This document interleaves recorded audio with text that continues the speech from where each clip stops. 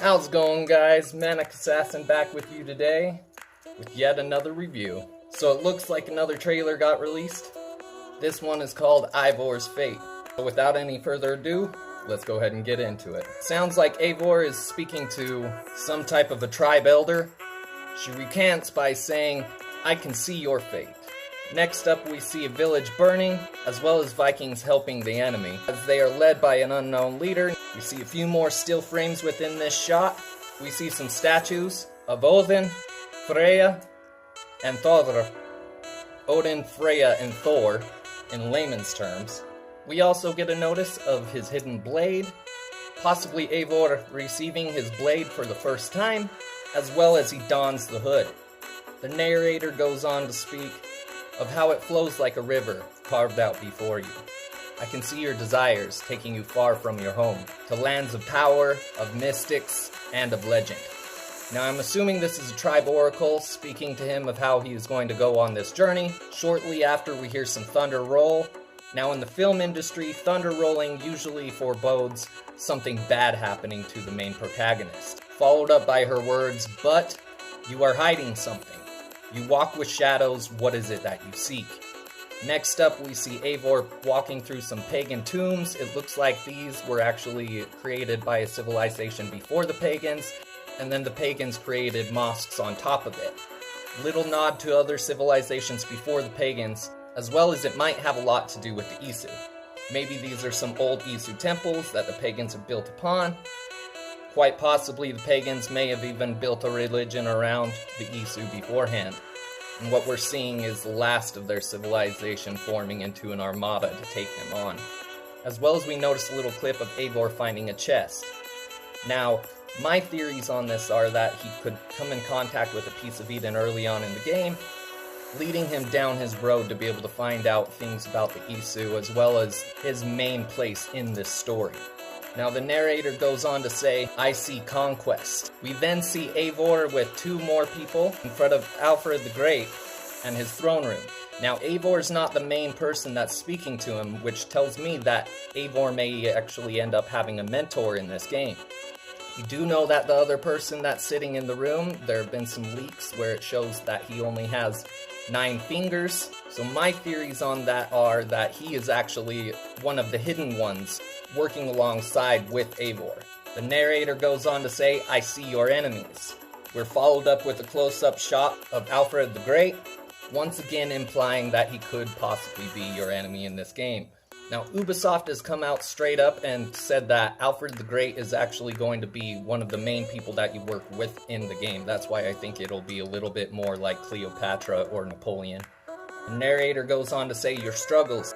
We then see a clip of Eivor's clan traveling barren landscapes. "Your doubts."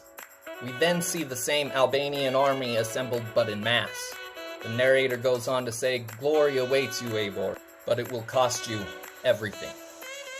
We then go on to see upgraded battering rams, showing that in the game we will actually be able to upgrade our battering rams as well as our troops possibly, just the same as how we did with the ships in prior installments. We then get a close-up shot of Eivor with what looks like a silhouette of him entering the halls of Valhalla, as well as shots of a Viking burial. Now this ties into my theory with the original cinematic trailer, where I thought that maybe the person that we see get killed before Eivor takes on the main armored enemy, my thoughts on him were that he may have been an assassin as well. We see a few clips in that trailer, I'll play him up here, where he actually stabs a guy in the throat, and he has no weapon in his hand. So did he have a hidden blade? That's something that I'm very interested to find out. But if so, it would have been stationary underneath his arm. We then get a close-up shot of Eivor watching the burial in progress. Now this is actually historically accurate. Vikings would take a lot of their chieftains and place them on their actual longship, sail them out to sea, shoot a single fire arrow, and light the ship ablaze. We then get a close-up shot of Eivor's face. Now you tell me what you think, but me personally, I think Eivor looks pretty fucking pissed. We then get a quick montage of Eivor rushing the gates of what looks like a pagan outpost, followed up by the narrator stating, "I can see all of it. Blood and flame, loyalty and family, betrayal, hunger. There is a war within you, Eivor." We then see a quick little snip of Eivor actually killing Ruud in an alternate cut of the gameplay footage that we saw where he spared his life. Now this ties into my theory, does it actually change things?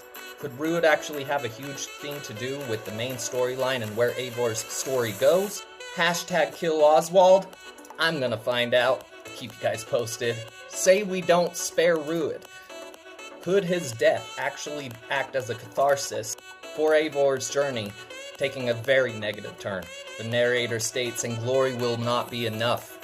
We then see what I think is the most crucial part of this trailer, where Eivor is standing by the riverside, and we see a silhouette of the Tree of Life deep at his heart.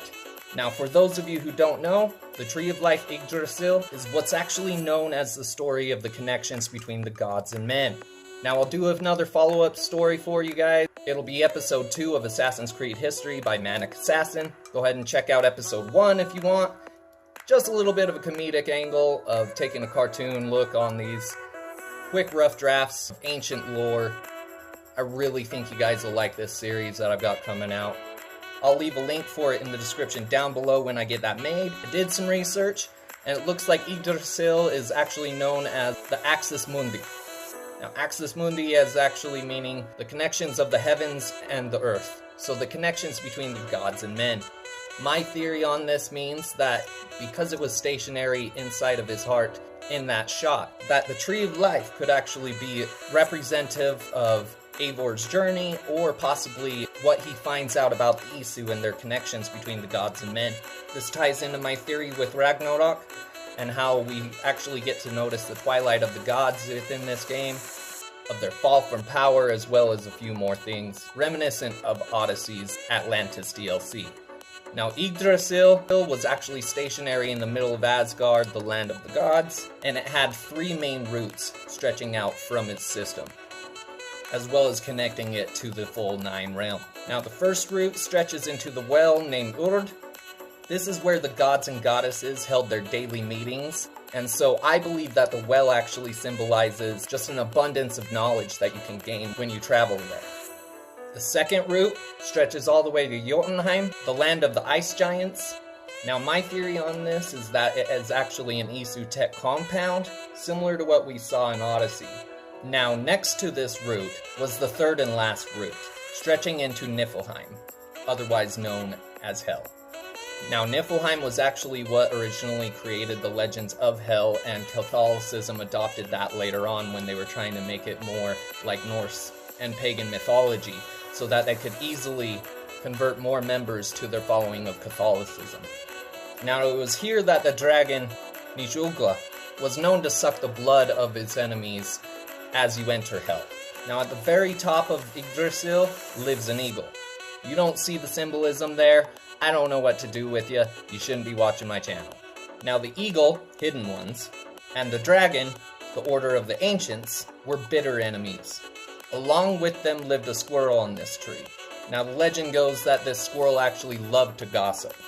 Basically, he spent all day scurrying up and down the ash tree, going back and forth between these paths, and spreading all of the knowledge between the dragon and the eagle, ensuring that their hatred for one another is continuously fueled and that never dies. My theory in this is that we could see the squirrel be representative of Juno, playing both sides against one another and actually leaving both groups to a deficit because of it, ensuring that the eagle and the dragon remain foes forever. Could Ubisoft be quite literally telling us that the Tree of Life is at the heart of Eivor's journey? What do you guys think? Leave your thoughts and questions in the comments down below. Could Ruud actually be directly tied to Eivor's conquest? Hashtag kill Oswald? One thing's for sure, we won't know for sure until we play the actual game. Let me know in the comments down below how excited for it are you guys. I will be doing a follow-up video entitled AC History, Yggdrasil, the Axis Mundi. Be sure to hit that subscribe so that you can get direct notifications of when that comes out. As well as if you like this video, like, subscribe, and share. Now, some of you guys may be wondering why I'm dressed this way. If it's not obvious yet, I don't know what to do for you. Yes, I am almost done with my Eivor costume. I cannot wait to show it to you guys. I think you're gonna love it. If you like this teaser, be sure to hit that like, And until next time, guys, this has been your Manic Assassin. Peace.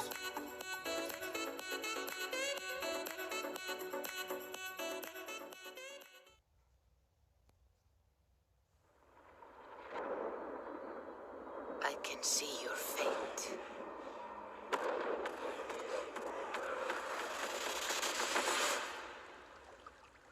It flows like a river, carved out before you. I can see your desires, taking you far from your home, to lands of power, of mystics and legends.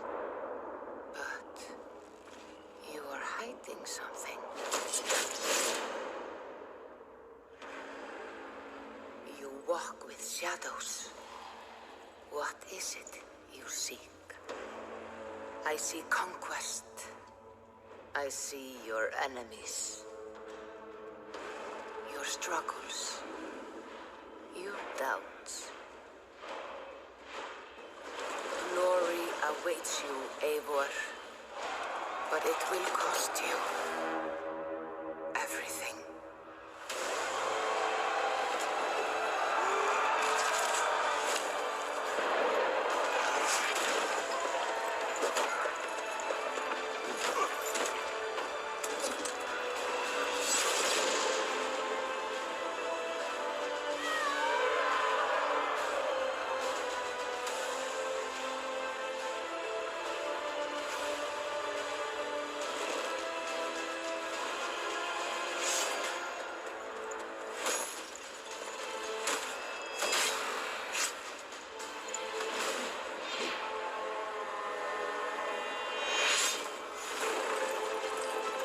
I can see all of it.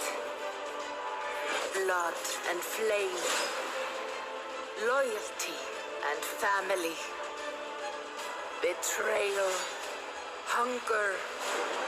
There is a war within you. And glory will not be enough. Assassin's Creed Valhalla, available November 17th.